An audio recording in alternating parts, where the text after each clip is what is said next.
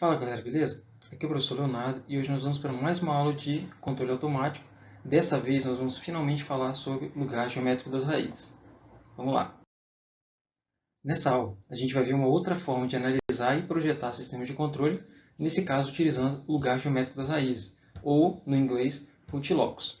Tá? Então, é uma das formas aqui da gente fazer projeto, né? Depois a gente vai ver sobre resposta em frequência, mas por enquanto a gente vai fazer uma análise do lugar geométrico das raízes e vai ver como que isso aqui afeta a resposta no domínio do tempo. Muitas vezes a gente acaba tendo que lidar com alguns sistemas de controle que dependem de um ou mais parâmetros variáveis ou desconhecidos, como os ganhos do controlador. Certo? Então a gente tem a planta de malha aberta e aí quando a gente realimenta ela e coloca um controlador, pelo menos um ganho K, vamos supor, a gente acaba tendo uma função desse tipo aqui, ó, uma função de malha fechada, em que o K acaba afetando os polos de malha fechada. Ou seja, a gente acaba não sabendo, né, se é um sistema estável ainda ou não, né, ou se agora passou a ser estável, né, aí a gente acaba tendo que fazer a tabela de Root em cima desse denominador aqui. Então, a gente acaba se encontrando com duas perguntas. Uma delas é referente ao projeto, que seria o quê? Qual valor escolher para cá para as especificações do projeto? Então, a gente tem aquela função, a gente tem que ficar variando o valor de K e olhando a resposta no tempo e vendo se ela começa a entrar nas especificações ou não. E a outra é sobre o efeito de variação. Quais são os efeitos da variação do K nos polos do sistema? Bom, uma forma de a gente fazer isso é simplesmente variando os valores de K e anotando aqui, né, para as posições dos polos. Então, por exemplo, eu fui aumentando o valor do K e fui vendo o que ia acontecendo aqui com a posição dos polos de malha aberta. Eles começaram a se movimentar, agora que eles estão em malha fechada, e isso daqui foi o que aconteceu. Por exemplo, os três polos aqui que estão em verde, tá vendo? Eram os polos nessa posição.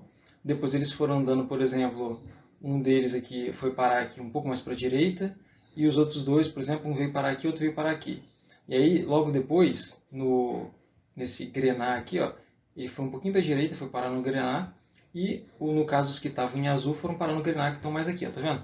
Então, esses polos, ó, um deles saiu lá da esquerda e foi vindo aqui para a direita, os outros dois estavam numa posição aqui, ó, tá vendo? Complexo aqui conjugado, né? E eles começaram a vir para cá, aí eles se juntaram aqui de alguma forma, um deles veio para cá, o outro começou a vir para cá, aquele que estava lá na esquerda veio para cá, e aí esses dois aqui se juntaram, um foi para cima e o outro foi para baixo. Tá vendo? A gente pode meio que analisar esse sistema aqui dessa forma. Já os zeros não, os zeros eles ficaram travados aqui na mesma posição, tá vendo? Tanto que está só mostrando aqui a última delas, que é a roxa, que foi plotada em cima das outras, né? Aí acabou que está exatamente em cima da posição anterior. Tá vendo? Mas os polos, vocês podem observar nesse escuro aqui, nesse azul um pouco mais escuro, esses três aqui, esse e esse, que eles meio que foram seguindo um caminho, né? Um deles veio para a direita, depois o outro veio um pouco para a esquerda, se juntou com esse que estava vindo para cá, né? E foram fazendo esses caminhos aqui, né? Essa variação aqui, esse andar dos polos, é o que a gente chama de LGR, ou lugar geométrico das raízes. E com a ajuda do MATLAB a gente pode ver esse movimento. Tá? Aqui no caso, o MATLAB ele só plota essa imagem aqui. Eu fiz um programinha para poder mostrar os polos andando e mostrando o que está acontecendo aqui com a resposta. Tá vendo? Eles estão andando exatamente em cima desse caminho laranja e azul. Vocês viram? Um deles aqui saiu do zero e veio para cá. O outro veio lá da direita e veio parar no zero. E esse daqui, esses dois aqui, ó, eles fizeram esse caminho, né? Gerando aqui no início uma resposta instável, porque tinha um polo à direita. Deixa ele começar de novo aqui, ó. Instável, porque tinha um polo à direita. Então o K está variando de menos 150 até 150. Enquanto o K for negativo, ele está aqui na direita. A gente pode observar por causa desse caminho laranja. E aí, na hora que ele passa para o lado de cá, todos os polos estão à esquerda, todos os quatro polos. Tá vendo? A resposta vira estável. E aí, com o K positivo aqui nessa posiçãozinha, nesses valores aqui, esses polos ainda estão do lado esquerdo. Só que chega um momento que esses dois polos imaginários aqui, complexos, na verdade, eles passam para a direita. E aí o sistema fica instável de novo. Tá? A funçãozinha, se vocês quiserem testar, é essa daqui. O LGR é, então, a representação dos caminhos que os polos de malha fechada fazem. Então, a forma como eles andam, né, aqui no sistema, aqui no plano de Laplace, à medida que um parâmetro é variado. Por exemplo, um parâmetro K de um controlador. Então, esse parâmetro vai variando e os polos vão andando aqui no LGR, naqueles caminhos lá deles. E aí, esse LGR ele é importante tanto para análise de estabilidade, né, porque a gente consegue analisar quando e onde que os polos vão passar, para a gente saber onde e que momento que o sistema é estável ou não, e também para a resposta transitória, porque a gente consegue ter uma ideia mais ou menos de como que vai dar a resposta final do sistema. Por exemplo, se a gente tiver aqui um polo aqui, ó, a gente sabe que esse polo ele vai ser muito rápido, né? Ou seja, o nosso sistema aqui ele vai responder, vamos botar assim, de uma forma amortecida e bem rápida, né? Então ele vai fazer praticamente um degrau ali. Quando você vai chegando ele para a direita, ele vai ficando mais lento, e a resposta, ó, ela vai, no caso aqui, o amortecimento dele, ó, ela vai ficando mais lenta, e aí a nossa resposta do degrau vai ficando daquela forma que ele vai chegar onde você quer, só que de uma forma bem mais lenta. Na hora que ele chega no eixo imaginário, a gente pode ter, por exemplo, duas situações, né? Nesse roxinho aqui inicial, em que a gente tem, como ele está em cima do eixo imaginário, a gente tem uma resposta completamente oscilatória, né? Tá aqui. Só que se você chegar ali mais para cima, por exemplo, né? Você abrir mais, deixar eles mais longe aqui do eixo real, o que vai acontecer? A gente está aumentando a frequência de oscilação, né? A gente está aumentando o ômega dele aqui. Ou seja, ele vai continuar sendo oscilatório, só que mais rápido. Vai ter uma frequência maior. Agora, se o nosso sistema passa para a direita, o nosso polo passa para a direita, o que acontece? Se ele for um polo real, ele vai, no caso, ter, em vez de amortecer aqui, né, a nossa resposta, ele vai, na verdade, abrir, vai divergir. Só que de uma forma um pouco mais lenta, né? Quanto mais para a direita ele tiver, mais rápido ele vai jogar a resposta para o infinito. Certo? E no caso desses dois complexos conjugados aqui, é como se fosse aqui, no caso, uma junção desse amortecimento, certo? Só que com uma resposta oscilatória, né? Então a gente vai ter uma oscilação aqui que vai acompanhando essa curva aqui, ó, divergente, né? Então ela vai aumentando aqui, ó, por exemplo. Tá bom? Se a gente tivesse um conjugado aqui do lado esquerdo, a gente teria também uma resposta oscilatória, só que respeitando aqui o amortecimento. Então, no caso ali, a nossa resposta é fazer aquele subamortecido, né? Em que ela começa a oscilar, só que depois ela vai acompanhando ali aquele amortecimento em cima do ponto em que estabiliza, né? Até que ele pare de oscilar e estabilize naquele ponto. No plano de Laplace, como eu falei, a gente pode ter uma certa ideia do formato da resposta no tempo. Tá? Só que que negócio, o livro ele foca bastante na gente tentar ficar aproximando a resposta numa resposta de segunda ordem. Eu não acho que isso é interessante para todos os casos, não. Tá? Então, é interessante no caso do MATLAB, você abre o LGR de um lado e você abre a resposta no tempo do outro. Né? Por exemplo, com RL2, que eu vou mostrar mais para frente. Mas você abre isso aqui e você consegue ficar variando as coisas no LGR e observar o que está acontecendo no tempo. É melhor do que ficar chutando que a sua resposta vai funcionar de uma certa forma parecido com a de segunda ordem ou não. Tá bom? Então fica isso claro aqui. Todos os projetos que o livro vai mostrando, ele sempre fica focando em tentar aproximar para a resposta de segunda ordem. Por mais que seja interessante a gente fazer isso, como a gente tem o MATLAB, a gente não precisa disso. Né? A galera antigamente precisava porque eles tinham que fazer os cálculos todos no papel e tal, fazer o projeto. Só que a gente aqui não precisa, porque a gente tem o MATLAB.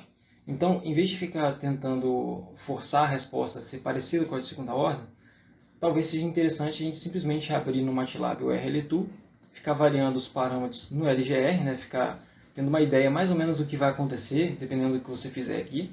Tá? Então, a gente pode até ter uma ideia mais ou menos assim, é interessante, sabe mais ou menos o que acontece com o sistema de primeira, segunda ordem e tal, só para poder dar uma ideia mais ou menos de o que pode acontecer com a resposta no tempo. E aí observar na resposta do tempo se aquilo que você está fazendo está funcionando ou não. Tá? Então, se a gente pensar numa resposta de primeira ou segunda ordem, a gente pode ter mais ou menos ali uma ideia de um aumento em TS, dependendo de que você está fazendo com os polos, por exemplo, jogando os polos para a esquerda, do fator de amortecimento. Está vendo essas linhas aqui? Ó? Por que eu não estava mostrando o grid na imagem anterior? Porque quando você bota o grid do LGR, ele mostra esse monte de raios aqui. Ó, tá vendo? Cada um desses raios aqui são as curvas de amortecimento constante. Tá? Então você tem aqui, por exemplo, ó, um zeta aqui de 0,76, um de 0,86 e assim vai. Então, a gente vai aumentando o cosseno, né, do θ, a gente vai aumentando o zeta aqui vindo para baixo e diminuindo ele indo para cima. Bom, a gente consegue então, por causa disso, também ter uma ideia mais ou menos sobre esse sinal. Tá? Mas como eu falei, o ideal é você ficar tentando meio que utilizar esse pensamento. Por isso que eu vou ensinar mais ou menos como é que o livro mostra. Porque você consegue tirar um pouco dessa ideia dos métodos de primeira e segunda ordem, o sistema de primeira e segunda ordem, e aplicar eles em sistemas de ordem superior. Claro que pode ser que não aconteça exatamente como você estava prevendo, mas aí, como você vai ter o sistema, você vai ter a resposta ao degrau aqui do lado para poder observar o que está acontecendo, então você acaba tirando na hora ali se o que você está fazendo está seguindo da forma que você quer ou não. Beleza? Então, o importante da gente aprender aqui como que essas respostas de primeira e segunda ordem funcionam, ou a aproximação delas funciona aqui no LGR, é que elas ajudam a gente um pouco a pensar o que a gente vai fazer, mesmo em sistemas de ordem superior. Tá bom? Então, em suma, a importância do LGR ele vai além da análise de sistemas. A gente acaba, no caso em controle, né, a gente vai ter que fazer vários projetos seguindo algumas especificações, certo? Então, por exemplo, se a especificação for fator de amortecimento menor, no caso, desculpa, maior do que 0,5, o que você faz? Você pega aqui lá naquele grid, ó, vê as retas aqui com o zeta igual a 0,5, e aí seus polos vão ter, todos eles vão ter que estar dentro dessa região aqui, ó, para que o fator de amortecimento seja maior do que 0,5. Tempo de estabilização, TS menor do que 1,33 segundos. Então você pega nesse ponto aqui, ó, de 3 aqui aproximadamente, né? E aí todos os polos vão ter que estar à esquerda aqui do menos 3. Certo? Além disso, frequência, por exemplo, ômega d menor do que 2 radianos por segundo. Você vai lá, bota aqui o ômega d na faixa de 2 aqui, né? Radianos por segundo, e aí todos os polos vão ter que estar dentro dessa região aqui. Tá? A gente pode observar o movimento dos polos para poder conseguir controlar eles e colocar dentro das especificações que a gente quer, tá? Com o auxílio do MATLAB, utilizando lá, por exemplo, a função RLOCUS, que a gente vai ver os caminhos, ou utilizando o RLTool, que eu vou comentar mais para frente, para poder de fato mexer nos ganhos e tal e ver ali de forma interativa o que a gente está fazendo, certo? Ou a gente pode esboçar esses caminhos utilizando técnicas que a gente vai aprender nessa aula. Por que é importante a gente saber esboçar os caminhos? Porque aí a gente consegue ter uma ideia ali na hora, eu quero descobrir mais ou menos como é que funciona esse sistema.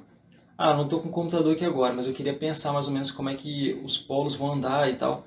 Beleza, então você consegue fazer no papel e você consegue ter uma ideia maior assim, né, de como que esses polos vão estar andando, como é que o sistema vai estar se comportando de acordo com a variação dos ganhos.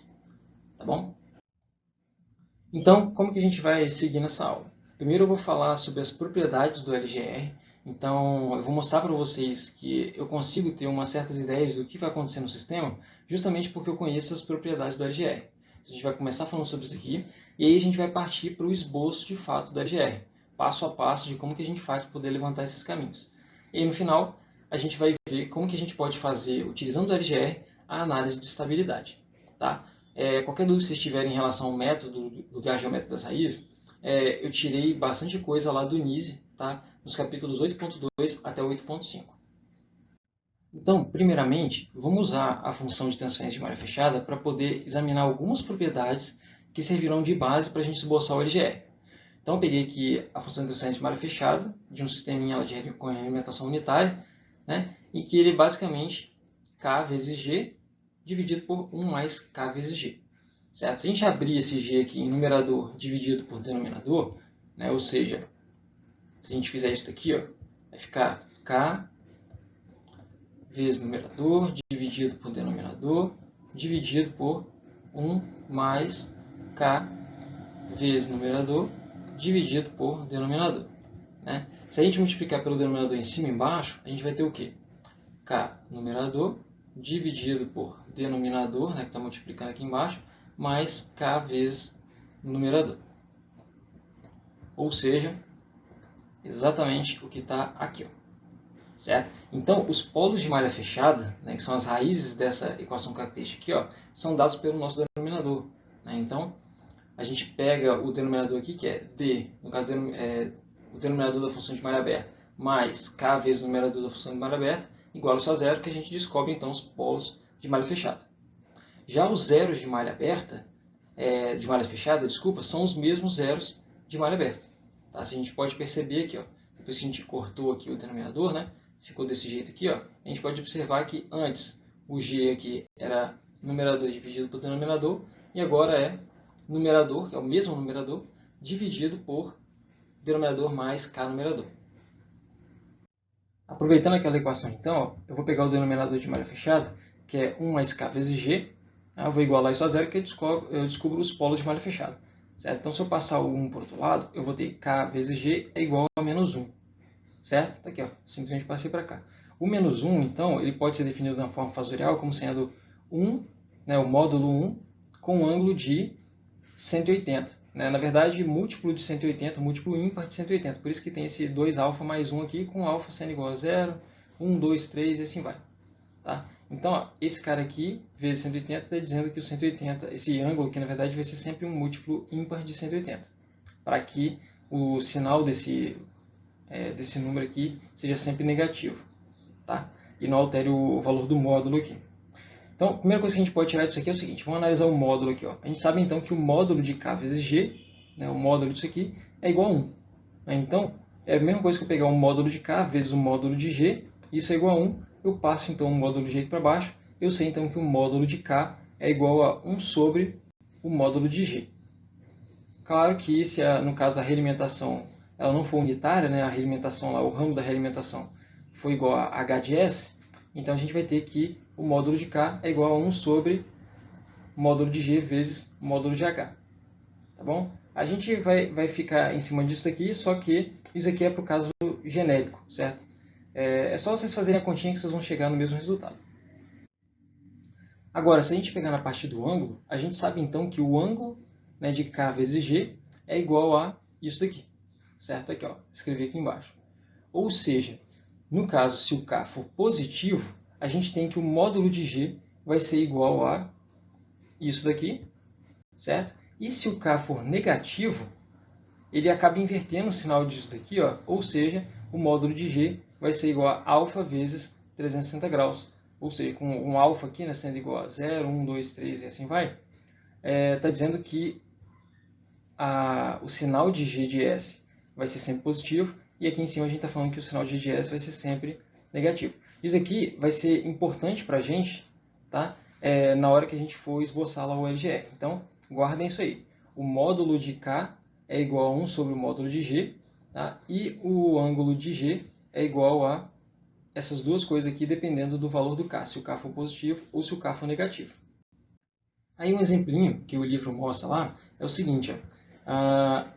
Ele quer saber se o ponto S é igual a menos 2 mais J3, se ele pode ser um polo em malha fechada para algum valor de K. Ou seja, ele quer saber aqui como que esses polos aqui do sistema eles vão estar se movimentando, esses dois aqui, ó, vão estar se movimentando no LGR. Certo? Por exemplo, nesse caso aqui, ó, vamos supor que os polos eles se juntem aqui, um suba e o outro desça aqui. Ó. Ele quer saber se o ponto S igual a menos 2 mais J3 é uma dessas posições que os polos podem acabar chegando, tá? Para qualquer valor de K. E aí você, no caso, tem que descobrir qual é o valor de K, né, que faz com que esses polos cheguem lá. Para que isso aconteça, né, para que esse ponto aqui, por exemplo, no caso ele está falando menos 2, vamos supor que aqui seja J3. Então ele está querendo saber se esse ponto aqui é um ponto em que qualquer um dos dois polos possa estar. Certo? Como é que a gente faz para poder descobrir isso? A gente vai testar aquelas duas condições que a gente acabou de ver. A condição de ângulo e a condição de módulo. Para que a condição de ângulo seja respeitada, basta a gente pegar aqui, ó, e somar os ângulos formados pelos zeros em relação àquele ponto e subtrair do ângulo formado pelos polos em relação àquele ponto. Então, ó, por exemplo, aqui a gente tem nesse sistema dois zeros aqui nessas posições e os dois polos nessas posições aqui. Certo? E a gente está querendo saber se esse ponto aqui, o menos 2 mais J3, faz parte do LGR. Então, o que a gente faz? A gente pega esse ângulo aqui, ó, formado pelo eixo real, até essa reta que liga o zero até esse ponto, né? Então o θ1, a gente vai somar com o θ2, a gente vai subtrair o θ3 e a gente vai subtrair o θ4. Tá? Então, fazendo isso daqui, a gente tem o valor de menos 70,53 graus. Certo? E aí a gente testa para as duas condições. Se o K for positivo e se o K for negativo. Né? Se o K for positivo, a gente tem essa primeira aqui, ó, tá? Em que o ângulo do sistema K vezes G, né? No caso, o ângulo de G tem que ser igual a isso daqui. Só que não é, né? Porque como o alfa aqui só pode, 2α mais 1 aqui, só pula em valores ímpares, né? 1, 3, 5 e assim vai, significa dizer que esse ângulo aqui tinha que ser um múltiplo ímpar de 180. E não é. Ele, na verdade, é menos 70,53 graus. certo? Além disso, se o K fosse negativo, significaria dizer que esse ângulo aqui, que é o ângulo do sistema em relação àquele ponto S, teria que dar um múltiplo de 360 graus, que também não é. Ou seja, esse ponto aqui, ó, S igual a menos 2 mais J3, não é um polo em malha fechada do sistema, ou seja, não é uma posição pertencente ao LGR.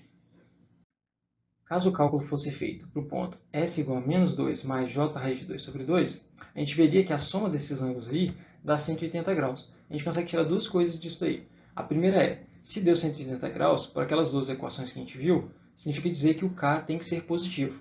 E a outra coisa é que, se deu 180 graus, significa dizer que aquele ponto é de fato um polo em malha fechada, ou seja, aquele ponto ele pertence ao LGR.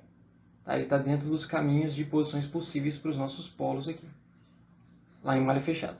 Tá bom? Agora, basta a gente descobrir qual é o valor de K para a gente conseguir fazer com que um dos polos fique em cima desse ponto aqui. Como que a gente faz isso? A gente utiliza a condição de módulo. Tá? Então, a condição de ângulo é para a gente poder descobrir se o polo está naquela posição, se um polo de malha fechada pode passar por aquela posição, e a condição de módulo dá para a gente qual é o valor de K naquele ponto. Como que a gente faz isso? Módulo de K é igual a 1 sobre módulo de G. E aí é só vocês substituírem o S por esse ponto aqui, e vocês vão descobrir lá, no final das contas, né, o módulo, né, a distância entre os zeros e os polos para aquele ponto lá. Certo? Então, se a gente pegar o módulo disso aqui, a gente descobre, por exemplo, qual é a distância desse zero aqui para esse ponto. Essa distância A, que é o módulo desse vetor aqui. E do 0,2 aqui, mesma coisa, a gente vai descobrir o B. Para o polo a gente vai descobrir o C, e para o outro polo aqui a gente vai descobrir essa distância D, aqui, esse módulo do polo até aquele ponto. Certo? E aí, como a gente está fazendo 1 sobre módulo de G, significa dizer que a gente vai ter, na verdade, o módulo aqui multiplicado de cada um dos polos, dividido pelo módulo multiplicado de cada um dos zeros. Certo? E aí, se a gente substituir, então, aqui esses valores de A, B, C e D nessa equação, vai dar que o módulo de K é igual a C vezes D dividido por A vezes B.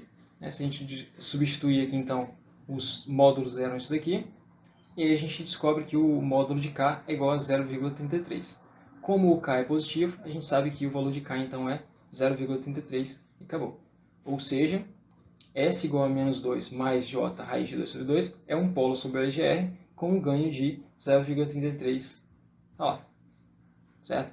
A gente consegue usar, então, essas duas condições para poder descobrir qualquer ponto do LGR aqui no plano de Laplace. Agora que a gente já viu as propriedades do LGR, né, condição de módulo e ângulo, a gente pode começar a conversar sobre os caminhos do LGR. Tá? A gente pode visualizar o LGR, por exemplo, de um sistema no MATLAB, para K negativo e positivo, com o comando rlocus de G, menos G. Por que os dois aqui? Por que não só rlocus de G? Porque tanto o MATLAB quanto a literatura, né, tanto o livro do Nise, por exemplo, eles só fazem análise para K positivo.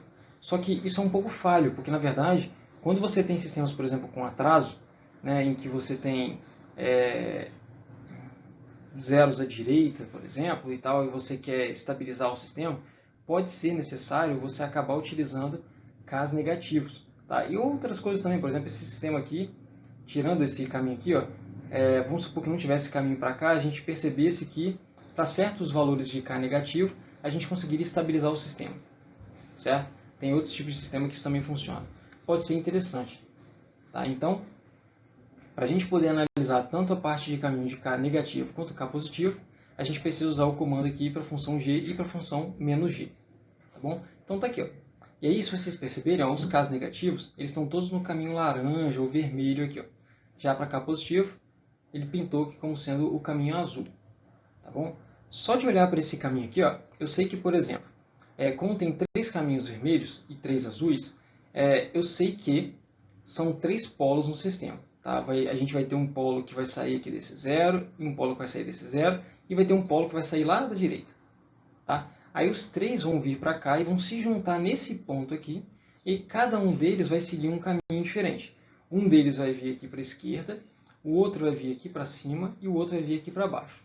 Vai chegar um momento que esses dois aqui, ó, eles vão se encontrar de novo, e aí um dos polos vai para a esquerda, o outro vai vir para a direita, e vai chegar um momento que esse que está vindo para a direita aqui, ó, vai se encontrar com aquele que estava vindo, né, aqui do meio aqui para a esquerda. Esses dois vão se juntar de novo, e aí cada um vai seguir o seu caminho até chegar nesses dois zeros aqui. Bom, então ó, eu consigo perceber por esse LGR aqui, tá, que mesmo com, sei lá, 3 polos aqui à direita, né, os 3 aqui em 1, né, eu consigo estabilizar o sistema para algum valor de K. Agora, qual o valor de K que eu deveria utilizar para poder estabilizar o sistema? Bom, se a gente analisar para K negativo, né, a gente está percebendo aqui ó, que o polo sai do zero, tá vendo? A setinha aqui, ó, ele sai do zero, vem para cá e depois segue até entrar no zero de novo, ou ir para essa assíntota aqui no infinito. Né? Ou, por exemplo, ele vem aqui da assíntota no infinito, chega aqui na posição do polo, tá em malha aberta, e aí segue até encontrar um zero, uma assíntota no infinito. Então, o caminho aqui, só de cara assim, eu posso mostrar para vocês que o caminho que um polo faz ou ele sai, ele sempre vai sair, na verdade, do K menos infinito e vai até o K mais infinito. No menos infinito, ou o polo está lá no final de uma assíntota, ou ele está em cima de um zero. E para K igual a mais infinito, ou ele vai parar lá numa assíntota, ou ele vai parar em cima de um zero. Certo? Então é como se a gente tivesse aqui, no caso, um zero lá no infinito. Tá vendo? Que faz com que os polos saiam do zero, cheguem no polo de malha aberta. Tá? Nesse ponto aqui do polo de malha aberta, o K é igual a zero. Então esse ponto aqui ó, é exatamente o ponto em que a gente sai de K negativo e vai para K positivo. Tá? E aí ele vai até o K igual a infinito, lá na posição do zero, ou numa assíntota do infinito. Beleza? Então eu consigo tirar isso olhando para esse gráfico aqui. Ó. No RLocus, o MATLAB não plota, se não me engano, essas setinhas aqui. Ó. Eu coloquei elas só para vocês poderem ver o caminho, porque eu sei que elas saem aqui dos zeros e da assíntota, chegam aqui nos polos de malha aberta e seguem na direção dos zeros ou na assíntota. Tá bom? Ok, então se a gente for analisar os caminhos negativos, a gente tem, por exemplo, esse ponto aqui, K igual a 2, ó, em que um dos polos vai estar aqui e o outro polo vai estar aqui. Para qualquer valor de K2 aqui, para qualquer valor de K, na verdade, menor do que K2, esses dois polos ó, eles estão do lado esquerdo, tá vendo? Então talvez esse K2 aqui ó, fosse uma posição né, que separa a estabilidade da instabilidade.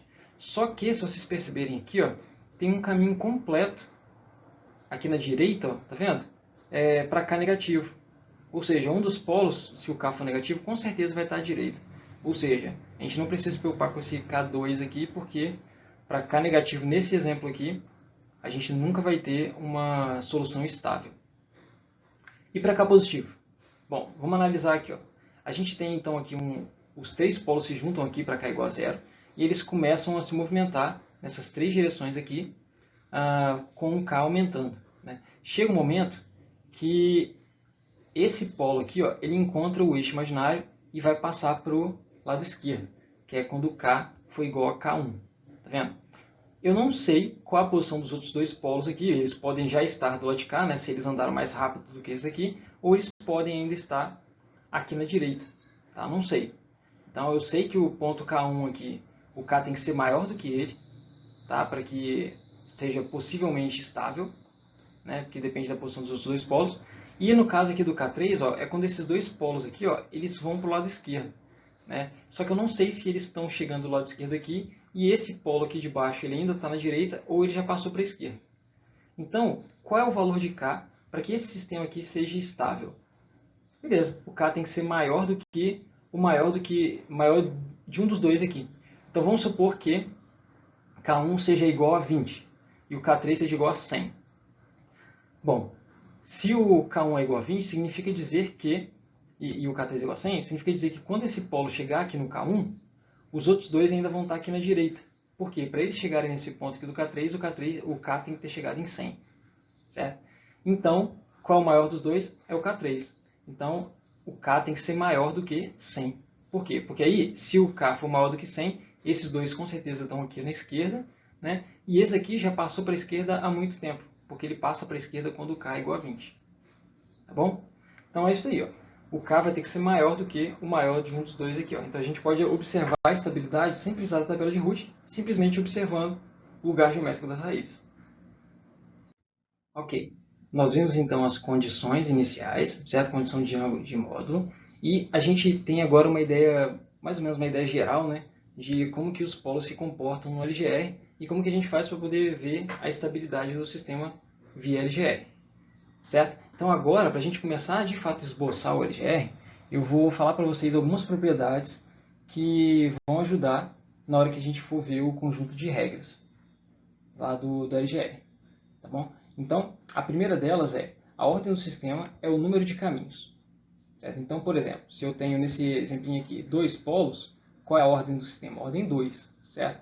Então, como cada um dos polos tem que andar, né, cada um tem que ter o seu próprio caminho, então eu vou ter que ter, no final das contas, 2 caminhos.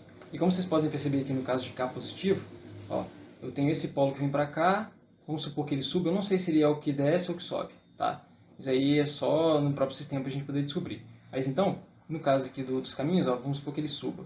É um caminho que vem para cá e depois vem para cá, vamos supor. O outro já vem para cá, desce e vai para a esquerda. Beleza? Então, cada um dos polos, ou seja, se eu tenho ordem 3, significa que eu tenho 3 polos. Então, cada um dos polos em malha fechada vai possuir o seu próprio caminho.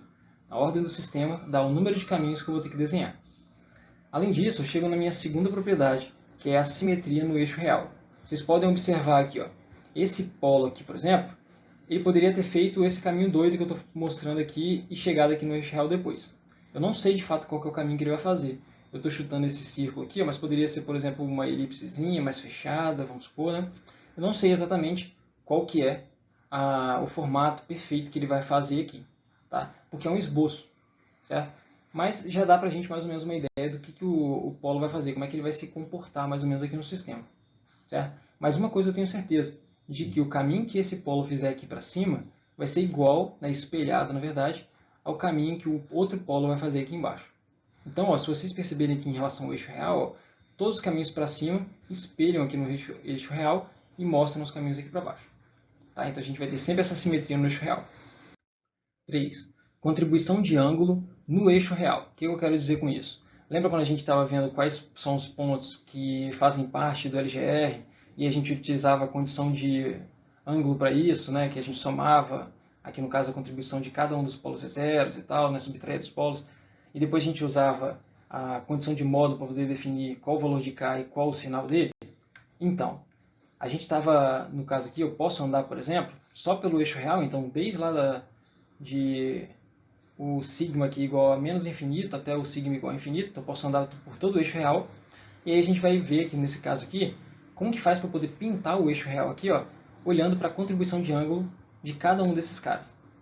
Então, é bem simples. Presta atenção agora. Presta atenção aqui, ó. Eu estou andando aqui com o ponto aqui, ó, lá no sigma, lá na direita. Qual é a contribuição dos polos e zeros para esse ponto aqui, ó, esse ponto P0 aqui, onde está a bolinha vermelha? Perceba, se a gente tiver aqui no caso polos e zeros complexo conjugado, a contribuição do polo de cima, por exemplo, vai ser cancelada pela contribuição do polo de baixo, aqui no eixo real. E do zero a mesma coisa, tá vendo?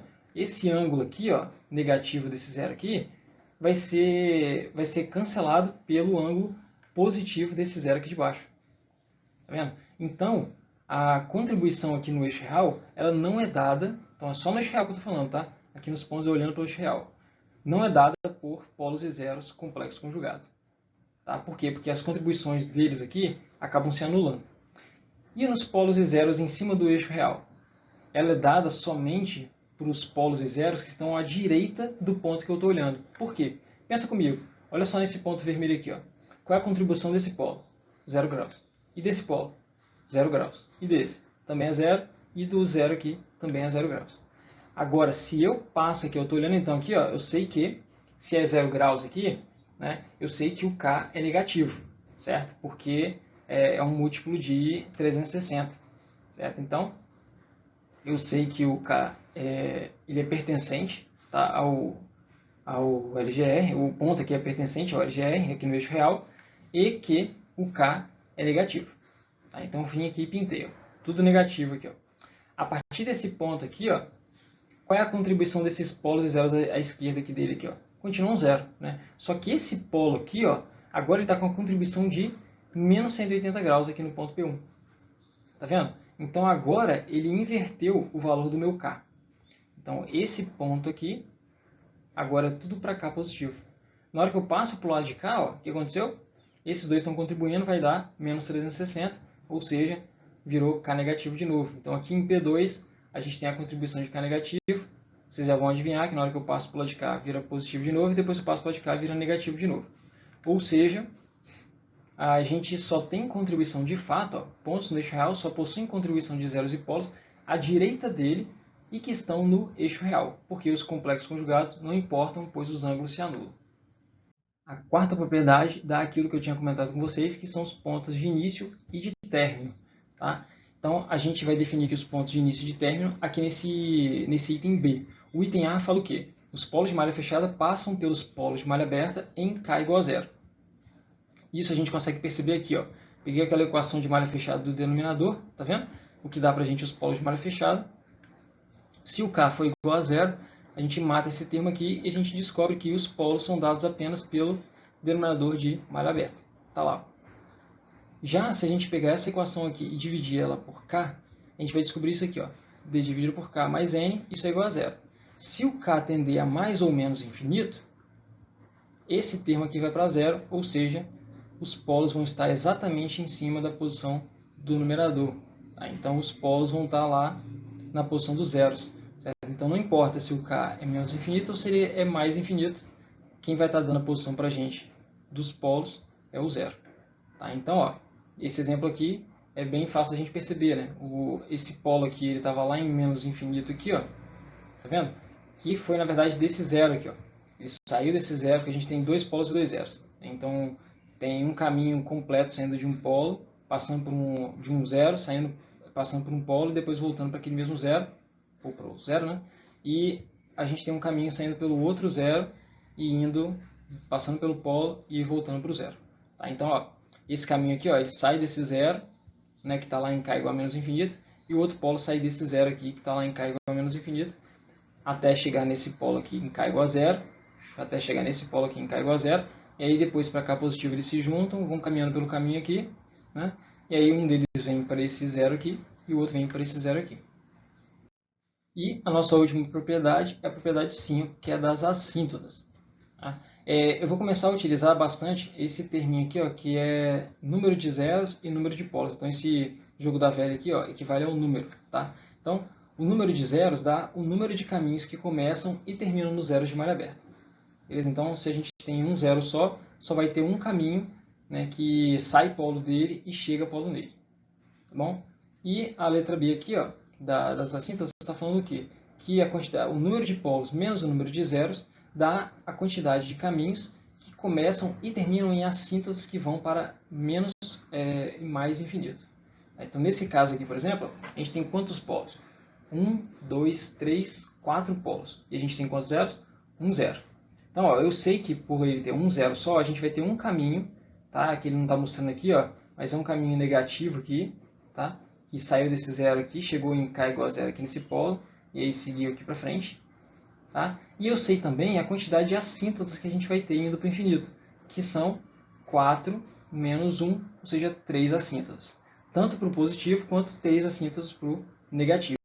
Tá? Então, se a gente perceber aqui, ó, a gente vai ter no positivo, ó, uma assíntota indo lá para a esquerda, uma assíntota indo aqui, ó, tá vendo aqui, ó, nessa direção, e outra assíntota indo nessa direção aqui. Ó. A gente lá nas regrinhas vai entender até qual é a distribuição dessas assíntotas aqui. Ó. Mas se vocês perceberem, é uma distribuição uniforme aqui, ó, tá vendo? A distância entre as assíntotas é a mesma. Certo? E a gente vai ter as assíntotas negativas também, que no caso aqui o livro não mostrou, né, mas teria um caminho, por exemplo, uma assíntota negativa aqui para a direita e outras duas aqui fazendo o mesmo esquema que isso aqui, só que aqui para a esquerda. Agora, sobre aquelas condições de módulo e ângulo que eu tinha comentado anteriormente, a condição de ângulo vai ser de fato utilizada para a gente aqui nas regrinhas do esboço, tá? Só que a condição de módulo ela não vai servir para nós fazermos o traçado. Tá? Ela é usada para a gente poder calcular o ganho K correspondente a algum ponto da LGR. Então, vamos supor que você em algum momento quer descobrir qual é o valor de K em algum ponto específico do LGR. Sei lá, aquele ponto em que ele cruza o eixo imaginário. Então, você pode usar, por exemplo, essa condição de módulo aqui. Tá bom? Ela ajuda a gente a descobrir qual é o valor de K, enquanto a condição de ângulo ajuda a gente a estudar o traçado do LGR. Vai anotando isso que a gente foi falando aqui sobre as propriedades e tal, que elas vão aparecer aqui agora na regrinha e no traçado. Mas vocês podem acompanhar essa parte das regras que eu vou falar aqui agora, que com o passar dos slides aqui, vocês vão construindo junto comigo aqui o LGR desse sisteminha aqui e de outros também, tá? Que a gente vai entendendo junto como é que funciona cada parte aí da construção, né, do esboço do LGR. Então, primeira regrinha para a gente é sobre o eixo real. É a mais fácil de todas, tá? Então, se a direita de S estiver, você somar aqui a quantidade de polos e zeros, um número par ou zero, o K é negativo. Se a quantidade de polos mais zeros à direita do ponto S for ímpar, K é positivo. O que eu quero dizer com isso? Simples. A gente vai pegar aqui, ó, e vai começar a pintar aqui da direita para a esquerda, tudo vermelho, que é negativo. Negativo, negativo, negativo, negativo. Na hora que eu cheguei nesse ponto que tem um polo aqui, ó, se for um polo simples, significa que na hora que eu passar aqui para a esquerda dele, vai ter um valor ímpar de polos e zeros aqui para a direita dele. Ou seja, muda para positivo de novo. Positivo, positivo, positivo. Na hora que chegou nesse polo, na hora que eu passo para a esquerda dele, o que aconteceu? Agora a gente tem um valor par aqui, ó, de polos e zeros à direita. Ou seja, virou negativo de novo, continua pintando e fica fazendo isso, por isso que está invertendo sempre aqui, ó. Se esse polo aqui, por exemplo, fosse duplo, o que ia acontecer? Ó? Negativo, virou para cá, tem um polo ou zero aqui na direita dele, então virou positivo. Na hora que eu passei para lá de cá, tem um valor ímpar de novo. Por quê? Porque tem 1, 2, 3 polos, ou seja, ele não vai inverter, vai continuar sendo azul de novo, vai continuar sendo positivo, positivo, positivo, entendeu? Então, nesse exemplo aqui, é desse jeito aqui, ó. Toda vez que eu pular um zero ou um polo, eu inverto aqui, ó. Se eu pular dois polos ou dois zeros juntos, eu inverto duas vezes, certo? Ou seja, eu não inverto, e assim vai. Então, negativo, inverteu positivo, inverteu negativo, inverteu positivo, inverteu negativo, inverteu positivo. Simples assim, tá? Outra coisa, para a gente poder completar essa regra do eixo real, a gente vai colocar setinhas aqui também, tá? E aí, como que é a regra das setinhas? Dos zeros aqui, ó, chegam caminhos positivos e saem caminhos negativos. Então, se vocês observarem esse zero aqui, ó, tá saindo dele com essa setinha aqui, ó, um caminho negativo, está chegando nele um caminho positivo.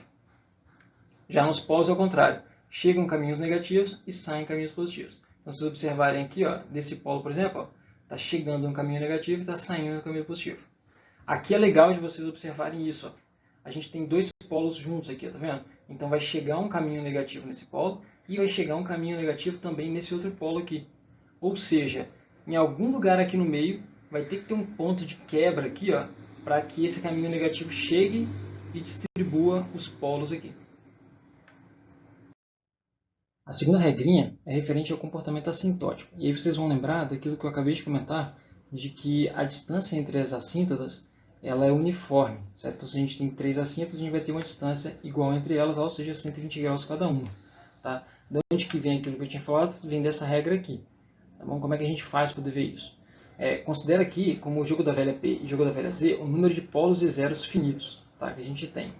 Então, se eu pegar aqui a função de transferência de malha fechada e colocar ela aqui, ó, esse aqui é o modelinho dela para S tendendo ao infinito, que aí some lá o valor, né, tipo S mais 2 dividido por S mais 4. Como S tende ao infinito, então na verdade isso daqui vai praticamente tender a 1, né, porque a gente vai ter lá então no caso um S, 1 sobre S elevado ao número de polos menos o número de zeros. Nesse caso aqui é um zero e um polo que eu acabei de citar, né? Então a gente teria 1 sobre S elevado a zero, que é igual a 1. Né? Então tá aí. Tá? E aí daqui a gente tira o quê? Que o ângulo então de f de S é igual ao ângulo de K menos o ângulo disso que está aqui embaixo. Certo? E aí esse ângulo aqui, ó, se a gente representar lá em termos de assíntota, né, a gente vai chegar nessa equaçãozinha aqui, ó, em que a gente vai ter o ângulo, né, de cada assíntota lá, ó, vezes a quantidade de assíntotas. Tá? Então, a gente tem aqui no caso o número de polos menos o número de zeros vai dar o número de assíntotas para a gente. E aí, dessa equaçãozinha, a gente chega nisso daqui. Para k menor do que zero, a gente vai ter que o θ da assíntota vai ser igual a mais ou menos alfa 360 dividido por número de polos menos o número de zeros, ou seja, dividido pelo número de assíntotas.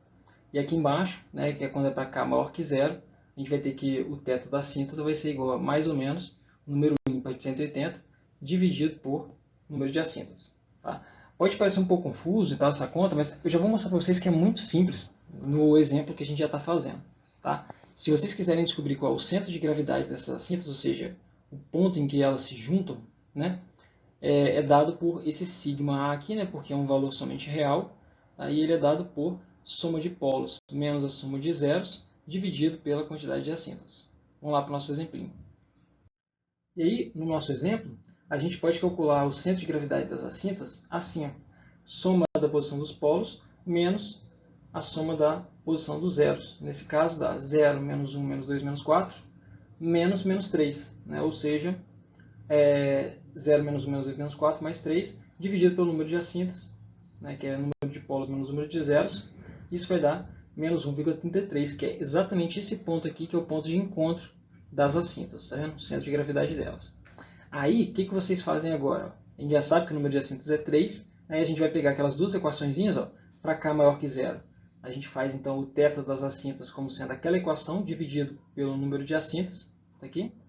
Isso aqui vai dar, se a gente cortar aqui 180 com 3, né, vai dar 60, então vai dar números ímpares, múltiplos ímpares de 60. Então, se o alfa for 0, 60 vezes 1. Se o alfa for 1, 60 vezes 3. Se o alfa for 2, 60 vezes 5, e assim vai. Então, a gente vai ter, por exemplo, esses três casos aqui de assintas positivas, né? Os 60, 180 e 300 graus. 60, 180 e 300 graus são as três assintas. Para o k menor que zero, é só usar outra equação, né? Que no caso vai dar mais ou menos alfa 360 dividido por 3, ou seja, alfa vezes 120 graus.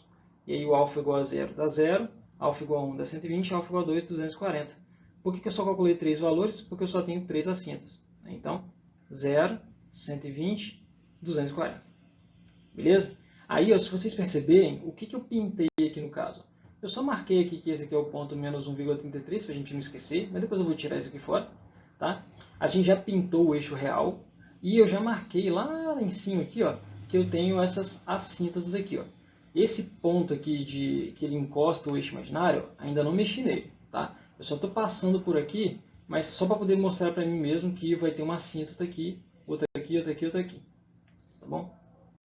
Agora que a gente sabe as assintas e a gente percebeu, lá na hora que a gente estava vendo o eixo real, que a gente tinha caminhos, por exemplo, esse vermelho aqui e esse azul, em que os polos tinham que vir de algum lugar e os polos tinham que ir para algum lugar, né? Porque tem dois polos aqui grudados um no outro, não pode um polo sair do outro, né? Eles têm que vir de algum lugar. Então, esses caras aqui eles estão vindo das assíntotas negativas e os outros dois aqui estão indo para as assíntotas positivas. Certo? Então, em algum lugar aqui do eixo real, a gente vai ter esses pontos de quebra. Tá? É o que a gente chama de pontos de quebra. Tá bom? São pontos de saída ou entrada no eixo real. E aí, para a gente poder descobrir esses pontos de quebra, a gente faz a derivada de k. E a gente iguala ela a zero. Tá? Então, eu vou pegar aqui aquele denominador, k é igual a menos 1 sobre g de s. Né? Pego isso daqui, faço a derivada disso e igualo a zero. E aí eu descubro essas raízes que vão me dar, aqui no caso, duas raízes aqui nesse mesmo ponto e duas raízes nesse mesmo ponto aqui. Tá? Que são exatamente os pontos de quebra para os dois polos aqui na direita e os dois polos aqui nesse caminho vermelho. Beleza? E aí, nesses pontos aqui, os caminhos do LGR formam um ângulo de 180 graus dividido pelo número de polos chegando ou saindo daquele ponto. Tá? O que eu quero dizer com isso? Esse cara aqui, por exemplo, quantos polos a gente tem aqui chegando das assintas vermelhas? Aqui? 2. Certo? Então, o que vai acontecer aqui? A gente vai ter essa reta aqui em vermelho, tá vendo aqui, formando um ângulo de 90 graus com a outra que vai estar saindo aqui, que vai ser as assíntotas chegando aqui, certo? Então vou até pintar aqui, que é o que está falando aqui, A gente tem 180 dividido por n, ou seja, 180 dividido por 2 polos, então 90 graus. Então a gente vai ter os caminhos fazendo 90 graus com a continuação deles no eixo real. Tá? Então, de alguma forma aquelas assintas vão estar vindo aqui para baixo, tá? E vão chegar com um ângulo de 90 graus aqui em relação ao eixo real. Então a outra aqui de baixo vai fazer a mesma coisa. E no caso das assintas azuis ali, da mesma forma. Por quê? Porque elas também só possuem dois polos ali, tá vendo? Então vai formar um ângulo de 90 graus. Se vocês voltarem lá nos slides iniciais, a gente tinha, se vocês lembrarem lá, a gente tinha um exemplo com 3 polos em S igual a 1. Tá? Então estava lá 3 polos aqui, ó, do lado direito, tá? Do S de Laplace. Tá aqui, ó. E aí, se vocês observarem lá, as assíntotas que estavam chegando neles eram assim, ó. Deixa eu até deletar esses eixos aqui, que fica mais fácil de mostrar. A gente tinha uma assíntota aqui, a gente tinha uma assíntota aqui e outra assíntota aqui. Ah, mas isso aí é o cálculo das assíntotas que a gente acabou de fazer, de fato, e elas estão mesmo na direção. Só que, pensa comigo, se vocês fizerem um cálculo do ponto de quebra nesse exemplo aí, é exatamente em cima dos polos, tá? Porque estão todos ali naquele mesmo lugar. O que aconteceu? O ângulo aqui, ó, entre os polos foi o que aqui, ó, entre as assíntotas, né? Foi de 180 dividido por 3. Ah, mas deveria dar 60, né? Sim, só que aí você tem que lembrar das assíntotas que estão chegando e saindo. Está faltando assíntotas aqui, né? Que são aqui no caso, ó, as assíntotas azuis também que tinham nele. A gente tem aqui, ó, então, ó, 60 graus aqui, 60 graus aqui, 60, 60, 60 e 60. Tá bom? E aí, ó, é só vocês alternarem. Se começou uma assíntota aqui e você deveria ter assíntotas azuis aqui também, né? Se eles estivessem no mesmo ponto, beleza, você vai alternando. Então vai dar 60 virou azul, 60 virou vermelho, 60 virou azul e assim vai. Nesses dois casos aqui, ó, a gente só tem caminho vermelho, tá vendo? Então é caminho vermelho com caminho vermelho. Então a gente vai ter aqui no caso ela chegando aqui e formando um caminho para cá, certo? Com 60 graus aqui, ó. Com 90 graus, desculpa, porque a gente só tem 2 polos, beleza? Então aí no nosso exemplo, né, eu peguei aqui, fiz a derivada de menos 1 sobre g, tá lá, certo? Igualei isso daqui a zero e descobri que as 4 raízes reais são 2 iguais a menos 1,61 e 2 iguais a menos 0,435. Tá? E são exatamente esses dois pontos aqui, ó, que são as saídas do eixo real. E aí, ó, eu sei que elas vão sair com um ângulo de 90 graus aqui, né, porque eu fiz lá 180 dividido por 2, tá vendo? E elas vão se conectar com as assíntotas. Tá? Eu já conectei essas duas aqui, eu só não conectei essa em azul aqui, ó, porque eu ainda não sei exatamente onde que esse caminho positivo, de K positivo aqui, ó, vai bater no eixo J ômega. Aí isso aí vai ser um ponto que a gente vai calcular para frente agora. Tá bom? Mas, bom, a gente desenhou aqui o eixo real, depois a gente descobriu as assíntotas, né? Depois a gente descobriu pontos de quebra, conectou com algumas assíntotas, né? Tá aqui, e agora a gente vai descobrir esse cruzamento com o eixo imaginário. Como é um esboço, a gente não precisa necessariamente, você pode acabar deixando aqui de encontrar o ponto de cruzamento com o eixo J ômega para lá. Tá? Mas se você quiser de fato descobrir aquele ponto, poder fazer a curva um pouquinho melhor, né, com alguns pontos importantes, você pode utilizar, por exemplo, a tabela de Root para isso. Como que você faz isso? Naquele caso, a gente sabe, né, que o K é positivo, então guarda isso na mente. Beleza, a gente pega lá o denominador, bota na tabela de Root, né, denominador de malha fechada, e aí a gente vai e descobre, né, essa tabela aqui. E aí, para a gente poder descobrir qual é o ponto em que toca o eixo imaginário, são aqueles pontos, né, em que o S, os polos aqui de malha fechada, eles ficam imaginários. Ou seja, a gente precisa zerar uma dessas linhas da tabela de Root. Certo? A linha precisa zerar completamente. Aí uma das formas aqui, ó, se a gente for observar, é onde tem K. Né? Então, ó, aqui se a gente zerar o K, ele não zera a linha, só o elemento. Aqui, se a gente colocar igual a menos 8, também só zera o elemento, não a linha. Aqui também tem esse problema, porque se o K for igual a 90, ele só zera esse elemento, não zera essa linha toda. Aí, se ele for igual a zero, ele não zera a linha toda. Mas aqui a gente tem duas possibilidades. Né? Uma delas é quando o K é igual a zero. Quando o K é igual a zero, a gente observa que a gente tem de fato um polo que está sobre o eixo J ômega, né? Que é o polo na origem do próprio sistema. Beleza, ok. Tá, então isso aqui matou, a gente não quer se preocupar com isso, a gente quer se preocupar com aqueles que cortam o eixo J ômega lá indo para a assíntota. Né? Então, provavelmente ele vai vir dessa equação aqui. Ó. Tá? Então, nessa equação aqui, ó, a gente precisa de zerar o A. Quem que é o A? É o que a gente descobriu aqui, né, multiplicando isso, menos isso, dividido por isso aqui, que é essa equação aqui. Ó, certo? Então, se a gente zerar o A, a gente descobre duas raízes aqui. K igual a 9,65 e K igual a menos 74,65. Só que o K é positivo, né? Aquela síntese é positiva. Então, esse é o ponto que a gente está olhando. Certo? Então, tá lá. 9,65 é o nosso K. Então, a gente vai pegar aqui agora o polinômio auxiliar aqui em cima, né? E vai substituir o valor de K. Então, a gente vai ter aqui 90 menos 9,65 vezes S ao quadrado, mais 21 vezes 9,65, isso é igual a zero. Aí a gente, substituindo aqui, ó, a gente descobre que o S é igual a mais ou menos J1,59. Beleza? Então, ó, a gente consegue descobrir o valor do S sobre J1 simplesmente utilizando a tabela de Roth. E aí, naquele nosso exemplo, né, a gente então coloca lá 1,59 aqui e completa, né? A gente está saindo com 90 graus aqui, mas ele está entrando aqui, ó, se vocês perceberem, ele está passando para o lado direito aqui no ponto J1,59 e indo na direção da assíntota de 60 graus e de 300 graus. A nossa quinta regrinha não dá para a gente usar naquele nosso exemplo ali agora. Tá? Por quê? Porque é sobre ângulos de chegada e saída de polos e zeros. Né? Isso aqui é mais voltado para quando a gente tem polos e zeros complexo conjugado.